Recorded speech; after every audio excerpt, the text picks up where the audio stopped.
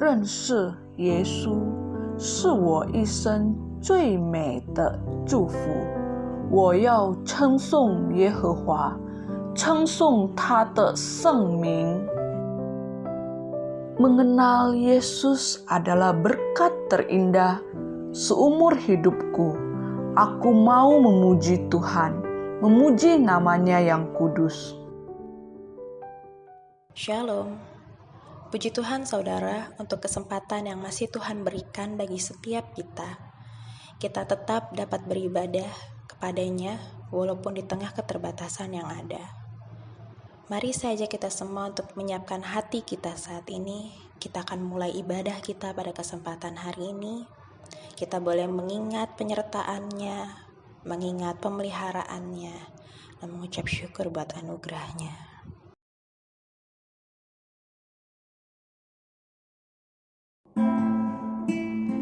Saudara, biarlah kita tetap bersyukur apapun keadaan kita saat ini.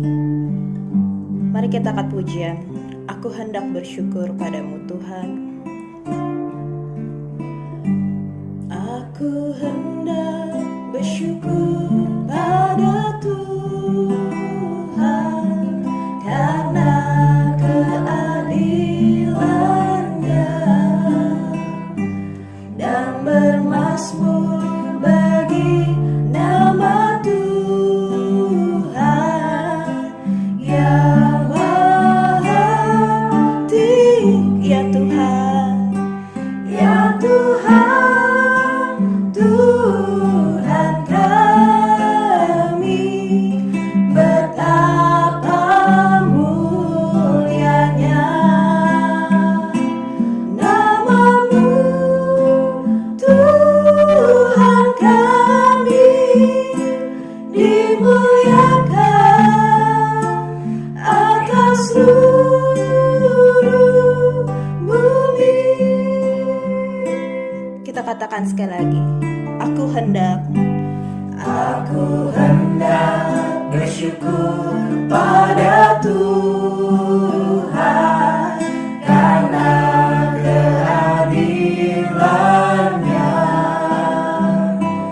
dan bermazmur bagi nama Tuhan yang maha tinggi. Ya Tuhan, Tuhan kami, ya Tuhan, Tuhan kami, betapa mulianya nama-Mu Tuhan kami, dimuliakan, dimuliakan, dimuliakan, dimuliakan, dimuliakan, dimuliakan atas seluruh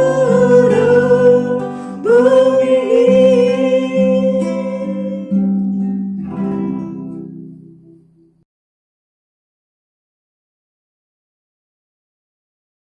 Saudara, mari sejenak kita mau satu di dalam doa. Bapa Surgawi, di dalam nama Tuhan Yesus, kami mengucap syukur untuk anugerah-Mu. Kami masih tetap dapat beribadah walaupun di tengah keterbatasan yang ada. Tuhan kiranya berkenan atas setiap kami, khususnya untuk pujian yang akan kami naikkan, dan waktu kami akan mendengarkan kebenaran firman-Mu, dan juga untuk waktu kami akan menaikkan doa syafaat kami.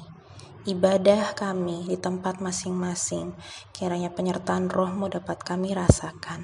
Terima kasih Tuhan untuk anugerah-Mu, pemeliharaan-Mu yang sempurna, penyertaan-Mu yang dapat kami rasakan, khususnya ketika kami harus melewati masa yang sulit seperti saat ini.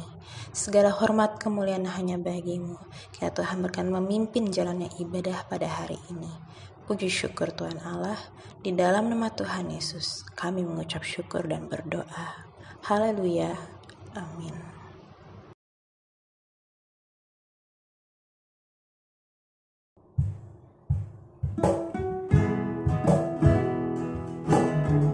Saudara, begitu besar kebaikan Tuhan dan kehidupan kita. Mari kita angkat pujian ini. Ku tahu Bapa peliharaku.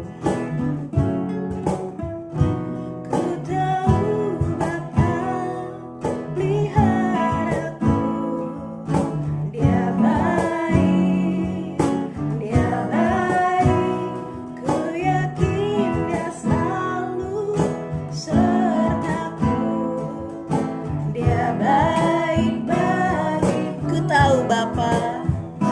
Ku tahu Bapa peliharaku. Dia baik, Dia baik.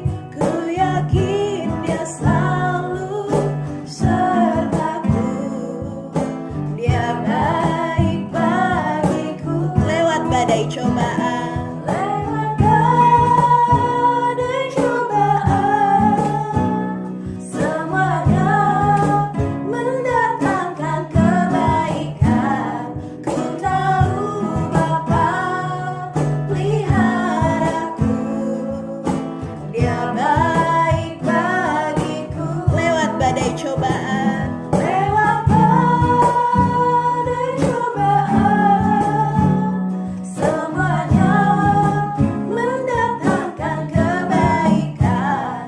Ku tahu Bapa peliharaku. Dia baik bagiku. Dia baik, Dia baik bagiku. Dia baik bagiku. Dia baik bagiku.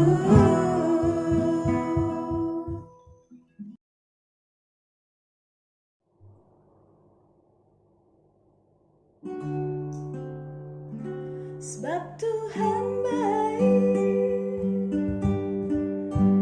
sebab Tuhan baik, sebab Tuhan baik, anugerahnya kekal selamanya. Mari kita akan pujian ini, katakan masuk gerbangnya bersyukur,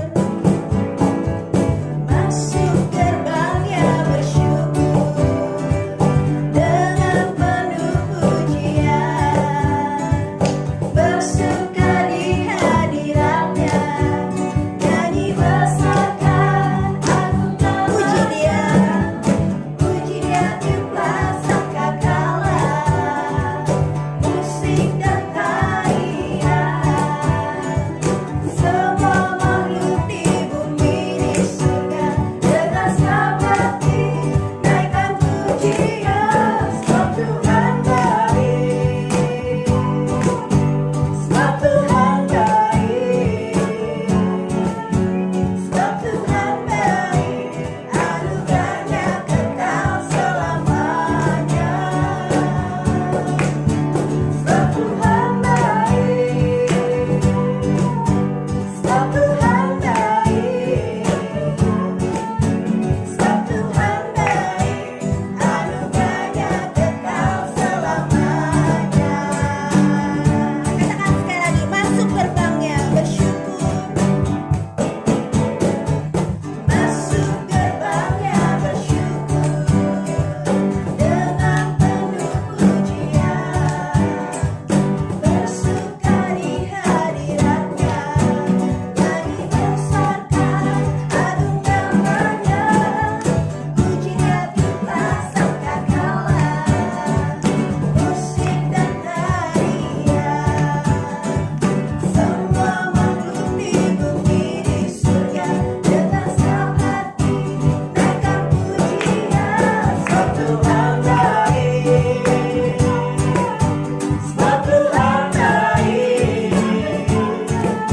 sebab Tuhan baik, anugerahnya kekal selamanya. Sebab Tuhan baik, sebab Tuhan baik, sebab Tuhan baik, anugerahnya kekal selamanya. Sebab Tuhan baik anugerahnya, sebab Tuhan baik, anugerahnya kekal selamanya. Sebab Tuhan baik anugerahnya kekal selamanya, anugerahnya kekal selamanya. Beri tepuk tangan untuk Tuhan. Haleluya.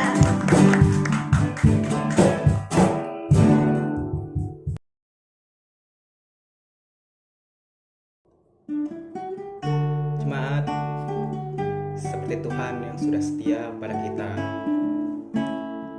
biarlah kita juga mengangkat pujian ini dengan segenap hati kita, mengatakan bahwa kita semua tetap setia.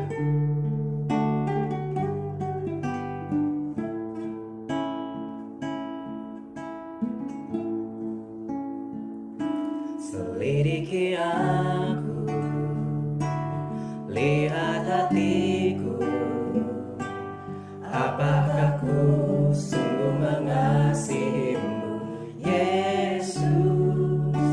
Kau yang Maha Tahu dan menilai hidupku, tak ada yang tersembunyi bagimu.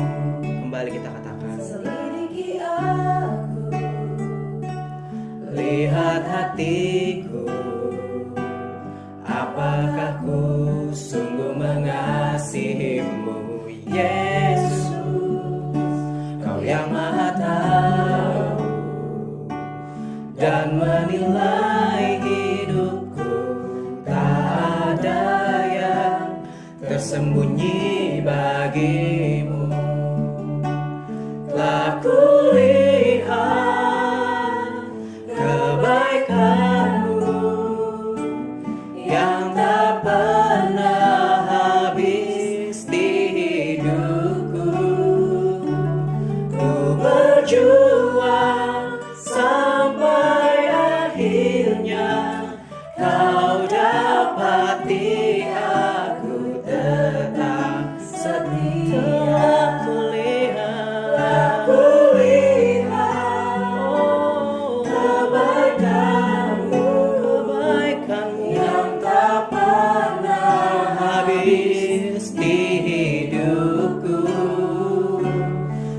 Berjuang sampai akhirnya kau dapati aku tetap setia.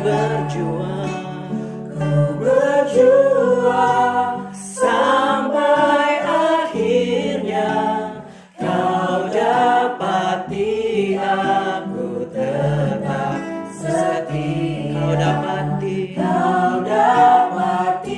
aku tetap setia. Kau dapati aku tetap setia.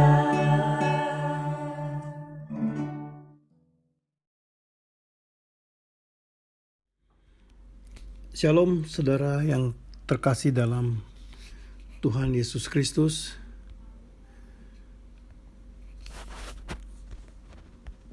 Kita akan memulai firman Tuhan dengan terlebih dahulu kita bersama-sama berdoa. Allah Bapa kami yang bertata dalam kerajaan surga, sungguh kami mau bersyukur dan berterima kasih karena di dalam keadaan yang sulit, keadaan yang terbatas, kami boleh datang beribadah dan mendengar firman-Mu. Terima kasih Tuhan untuk perjalanan hidup kami pada hari-hari yang lampau. Tuhan sudah sertai sehingga kami boleh berjalan sampai saat ini dalam keadaan yang baik. Terima kasih Tuhan. Saat ini kami akan memikirkan firman-Mu. Kiranya firman-Mu akan menjadi kekuatan, pengajaran bagi hidup kami, agar kami boleh terus hidup sesuai dengan apa yang Kau kehendaki. Dan khusus hari ini kami akan memikirkan tema tentang ibadah yang sejati. Terima kasih Allah Bapa, dalam nama Tuhan Yesus Kristus kami berdoa dan bersyukur. Amin. Saudara, kita akan membaca Alkitab pada siang hari ini dari kitab Roma pasal 12 ayat 1 sampai ayat yang ke-8. Karena itu saudara-saudara, demi kemurahan Allah aku menasihatkan kamu supaya kamu mempersembahkan tubuhmu sebagai persembahan yang hidup, yang kudus, yang berkenan kepada Allah. Itu adalah ibadahmu yang sejati.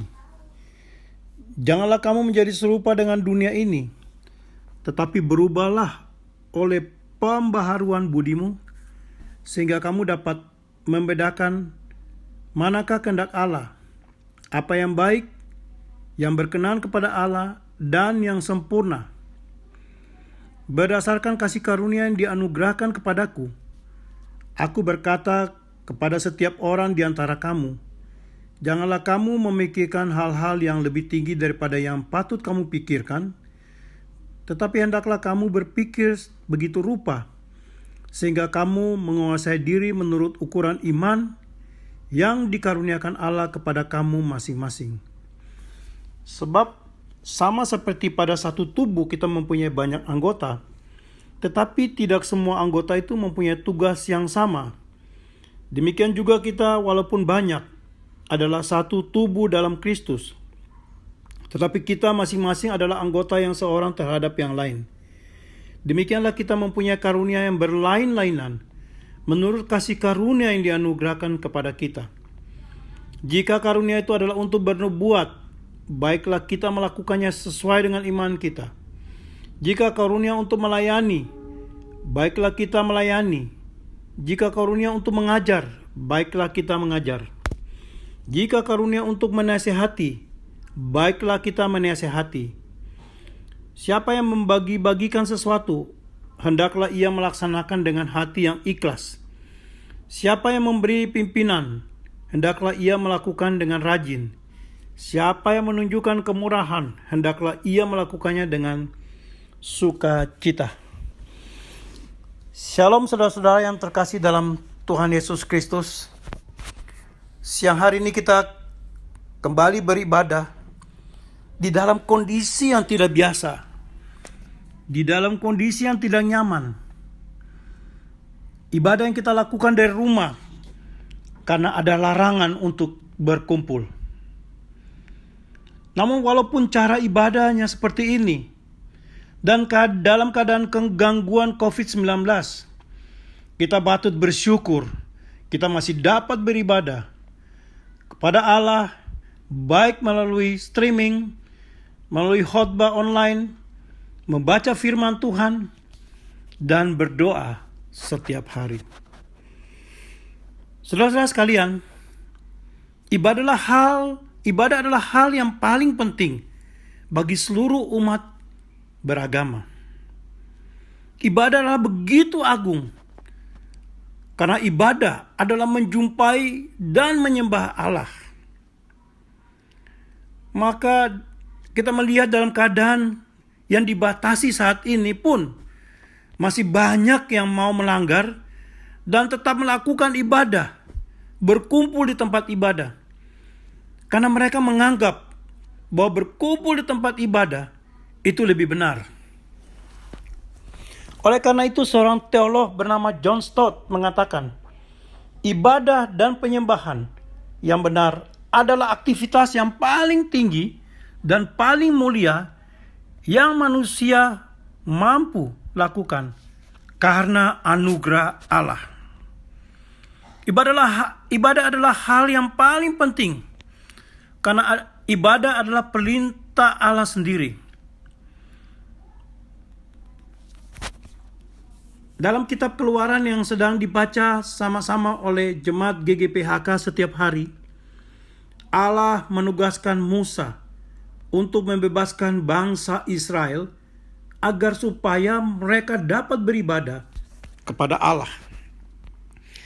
Kita membaca dari pasal 3 sampai dengan pasal ke-10. Ada begitu banyak perintah Allah kepada Musa untuk membebaskan bangsa Israel, dengan diakhiri kata-kata agar mereka dapat beribadah kepada Allah, atau dengan kata-kata, dengan kalimat agar mereka dapat beribadah kepadaku. Jelas di sini bahwa bangsa Israel dibebaskan dari perbudakan di Mesir bukan untuk hidup yang lebih baik, bukan untuk hidup lebih makmur, atau agar mereka dapat merdeka, agar mereka dapat menentukan nasibnya sendiri, tetapi agar mereka dapat beribadah kepada Allah. Baik dilakukan di padang gurun selama 40 tahun, ataupun di tanah Kanaan, bahkan melalui ibadah di bait Allah yang mereka bangun. Maka perintah Allah dengan jelas mengatakan bahwa mereka harus beribadah dengan mempersembahkan kurban. Di dalam Keluaran 20 ayat 24, Allah bersabda,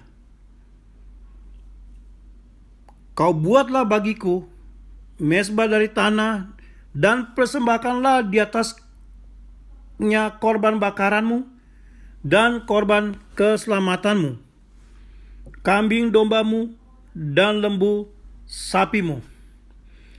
Pada setiap tempat yang kutentukan menjadi tempat peringatan bagi namaku, aku akan datang kepadamu dan memberkati engkau."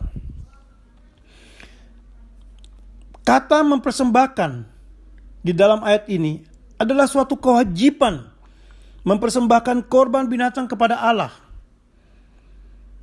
Korban binatang bukan sembarangan korban, melainkan ada syarat agar kurbannya berkenan kepada Allah, yaitu binatang yang dibakar di atas mezbah.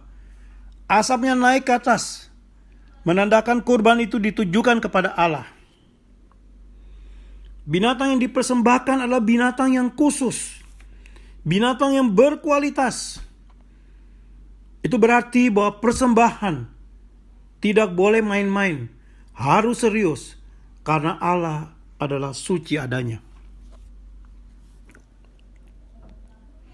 Saudara sekalian, selanjutnya Tuhan Yesus datang sebagai penebus dosa dan sebagai korban yang sempurna di atas kayu salib. Tuhan Yesus menggenapi perintah Allah untuk beribadah, sehingga umatnya tidak perlu lagi mempersembahkan korban binatang. Kematian Kristus juga ditandai dengan terbelahnya tirai bait Allah. Terbelah menjadi dua. Dan itulah tanda bahwa umatnya dapat langsung berrelasi dengan Allah. Dan hanya melalui Yesus, bukan lagi melalui perantara yang lain.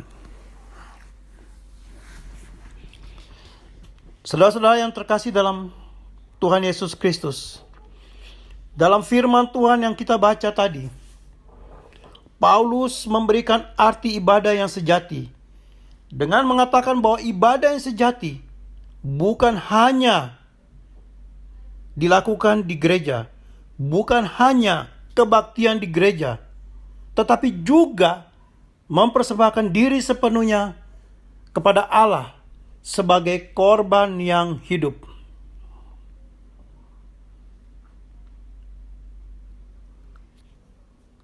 Tidak lagi seperti di perjanjian lama, mempersembahkan korban binatang. Tetapi korban dari orang Kristen tidak disembelih, tidak mati, dan tidak habis dibakar. Karena korban persembahan adalah hidup saudara dan saya. Teolog Matthew Henry mengatakan, persembahan tubuh kepada Allah tidak saja berarti menjauhi dosa yang diperbuat dengan atau terhadap tubuh, tetapi juga menggunakan tubuh sebagai pelayan roh di dalam melayani Allah. Allah hanya mau menerima persembahan, yaitu hidup yang kudus, hidup yang tidak bercelah, yaitu kehidupan saudara dan saya yang menjauhi dosa. Allah menerima persembahan, Allah menerima ibadah kita yang berkenan kepadanya, yaitu hidup kita yang memuliakan Dia, hidup kita yang menyenangkan hatinya. Bagaimana ibadah dengan sejati mempersembahkan korban tubuh yang hidup? Pertama, Paulus mengatakan bahwa ibadah yang sejati adalah tidak mengikuti kehidupan duniawi, tetapi mengikuti perilaku yang lahir dari akal budi yang telah diperbaharui oleh Allah.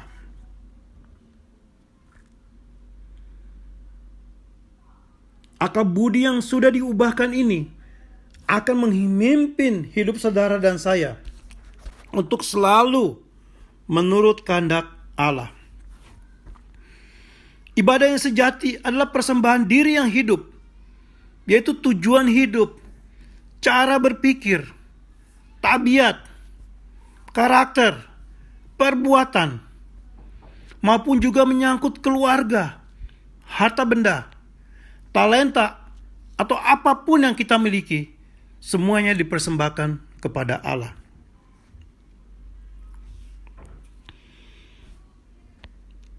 Saudara-saudara yang terkasih dalam Tuhan Yesus Kristus, oleh sebab itu konsep yang salah tentang ibadah akan menyebabkan orang Kristen menggunakan ibadah untuk kepentingan diri dan bukan lagi menyembah Allah.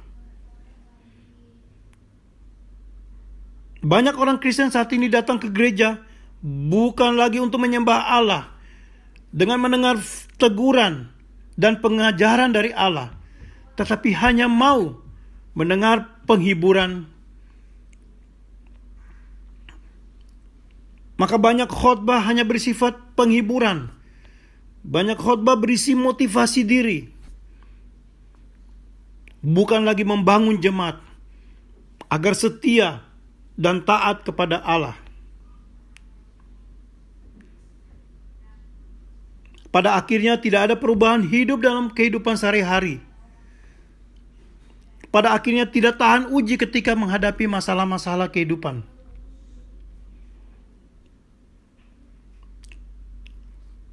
Saudara sekalian yang dikasihi dalam Tuhan Yesus Kristus, ada begitu banyak orang yang kelihatannya setia beribadah, setia melayani, tetapi ketika masalah hidup datang secara bertubi-tubi, akhirnya mereka meninggalkan Allah.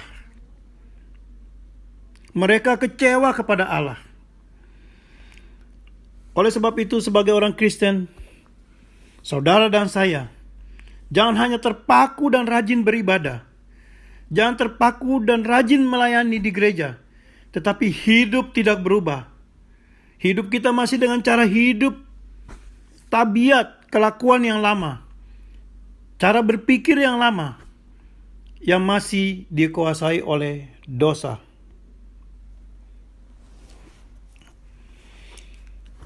Status kita sebagai anak-anak Tuhan, status yang baru itu, tidak membuat hidup pasif. Tidak membuat hidup kita hanya menunggu mati, lalu naik ke surga. Tetapi status yang baru justru harus dibuktikan, yaitu aktif. Bukan untuk memuaskan diri sendiri, tetapi aktif sebagai korban yang memuliakan Allah.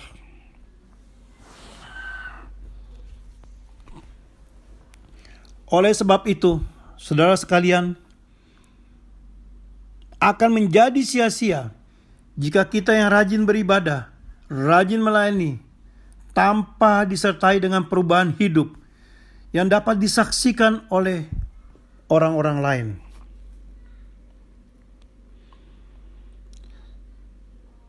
Selanjutnya Paulus juga mengatakan bahwa hidup beribadah adalah hidup untuk menjadi saksi, hidup untuk bermanfaat bagi komunitas. Ibadah yang sejati bukan urusan pribadi semata-mata. Ibadah yang sejati bukan urusan diri sendiri. Tetapi ibadah yang sejati adalah tanggung jawab kita untuk menjadi satu di dalam Kristus. Satu di dalam Kristus yaitu saling membangun dan melayani. Artinya ibadah juga bersifat komunitas. Saudara-saudara yang terkasih dalam Tuhan Yesus Kristus, sebagai bagian dari Gereja Kristen GGPHK, setiap saudara dan saya melayani sesuai dengan karunia yang dianugerahkan Tuhan. Kita mempersembahkan hidup kepada Tuhan dengan jalan memberikan diri melayani sesama. Oleh sebab itu, kita semua yang tergabung dalam jemaat gereja saat ini sudah membentuk suatu persekutuan agar saling mengasihi, bersekutu, saling memperhatikan, sama-sama bertumbuh agar semakin mengenal Tuhan, agar semakin teguh beriman, agar semakin taat kepada kehendak Tuhan. Seperti saat ini ketika saudara dan saya tidak dapat berkumpul, bertatap muka untuk beribadah, namun kita juga tetap dapat memperhatikan satu sama lain. Kita juga dapat tetap saling mengasihi jemaat yang lain melalui komunikasi-komunikasi dengan teknologi yang ada. Saudara-saudara yang terkasih dalam Tuhan Yesus Kristus, dalam menghadapi situasi yang tidak nyaman saat ini, situasi yang menggoncangkan iman kita, situasi yang menakutkan, wabah COVID-19 yang semakin hari semakin menyebar. Iman orang Kristen, saudara dan saya pun ikut terguncang. Banyak dari kita menghadapi begitu banyak tekanan, menghadapi begitu banyak ketidakpastian kehidupan. Suka atau tidak suka, kondisi hidup, kondisi jiwa saat ini begitu terganggu. Tidak nyaman, menimbulkan stres yang berkepanjangan. Beberapa teman saya mengatakan bahwa ketika mereka tinggal di rumah dengan begitu lamanya, mereka mengatakan bahwa mereka menjadi senewen.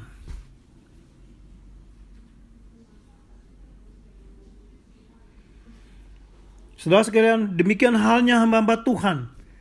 Melalui gereja, muncul penghiburan, muncul pengharapan bahwa virus ini hanya sebentar saja dan segera bisa dihentikan.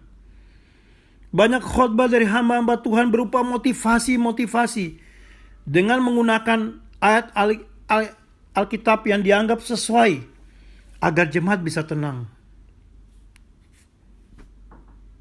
Namun seorang pendeta mengatakan, berhati-hatilah karena virus penyesatan lebih berbahaya daripada virus corona. Oleh sebab itu jangan sampai kita disesatkan oleh khotbah-khotbah yang tidak bertanggung jawab. Wabah COVID-19 saat ini adalah saat Tuhan menunjukkan kedaulatannya. Wabah ini adalah Tuhan izinkan untuk kita, orang-orang percaya, untuk menyadarkan kita bahwa manusia adalah makhluk yang lemah. Manusia adalah makhluk yang tidak berdaya. Maka jangan sombong. COVID-19 juga sekaligus sedang menguji iman saudara dan saya agar terus bertumbuh, terus bersandar kepada Tuhan.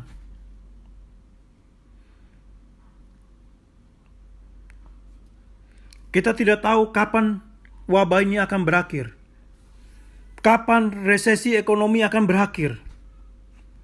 Tetapi wabah ini juga, kita percaya bahwa wabah ini akan membawa kebaikan, yaitu akan memurnikan motivasi kita beribadah dan menyembah Tuhan. Mungkin ibadah kita yang selama ini masih keliru berubah menjadi ibadah yang sejati, menjadi ibadah dengan persembahan yang harum bagi Tuhan.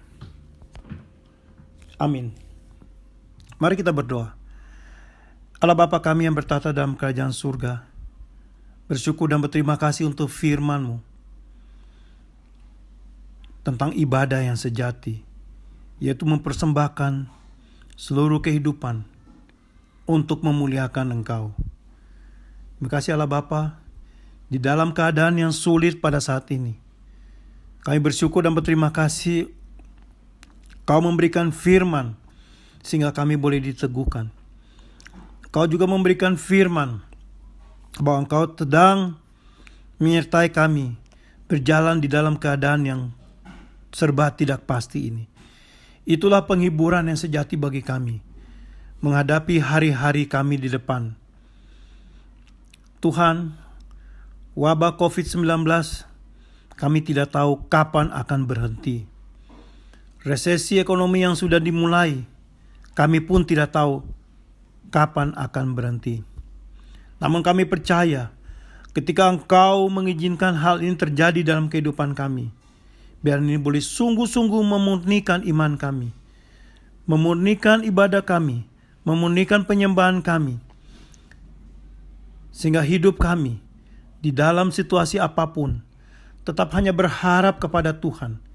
Di dalam situasi apapun kami boleh tetap hidup memuliakan Engkau. Terima kasih Allah Bapa. Kami berdoa juga untuk segala kesulitan yang ada di dalam jemaat masing-masing. Tuhan, kiranya Engkau terus berikan penghiburan dan kekuatan, agar kami masing-masing boleh melihat bahwa segala kesulitan yang ada ini adalah Tuhan yang mengizinkan. Dan biarlah dengan melalui kesulitan ini, kami boleh semakin teguh lagi berdiri. Terima kasih Bapa.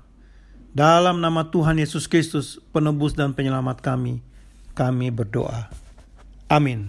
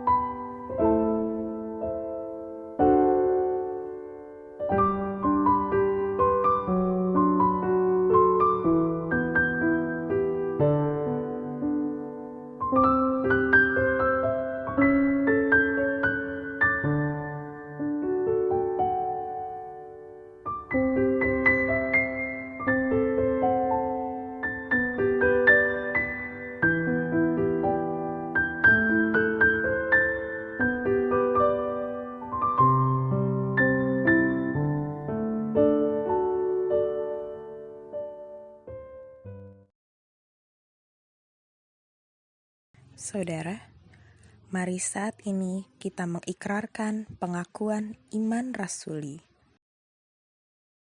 Pengakuan iman rasuli. Aku percaya kepada Allah, Bapa yang Maha Kuasa, Khalik langit dan bumi, dan kepada Yesus Kristus, anaknya yang tunggal, Tuhan kita, yang dikandung daripada Roh Kudus, lahir dari anak darah Maria, yang menderita sengsara di bawah pemerintahan Pontius Pilatus, disalibkan, mati dan dikuburkan, turun ke dalam kerajaan maut. Pada hari yang ketiga, bangkit pula dari antara orang mati, naik ke surga, duduk di sebelah kanan Allah, Bapa yang Maha Kuasa. Dan dari sana ia akan datang untuk menghakimi orang yang hidup dan yang mati. Aku percaya kepada Roh Kudus, gereja yang kudus dan am, persekutuan orang kudus, pengampunan dosa, kebangkitan orang mati, dan hidup yang kekal. Amin.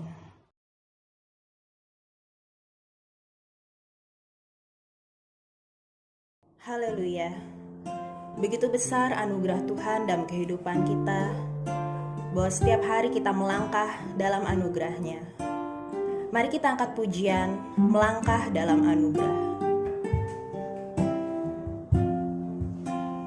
Kaulah Tuhanku,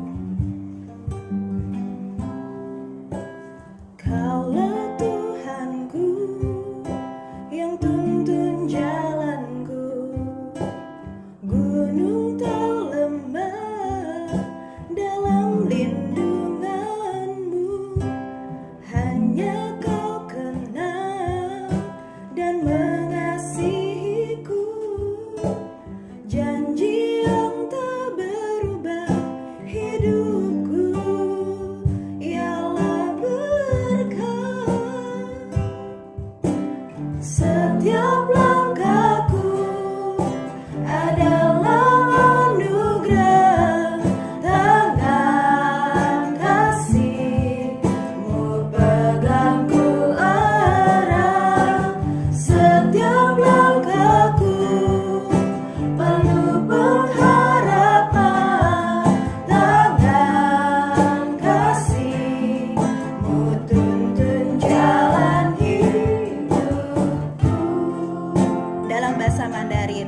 你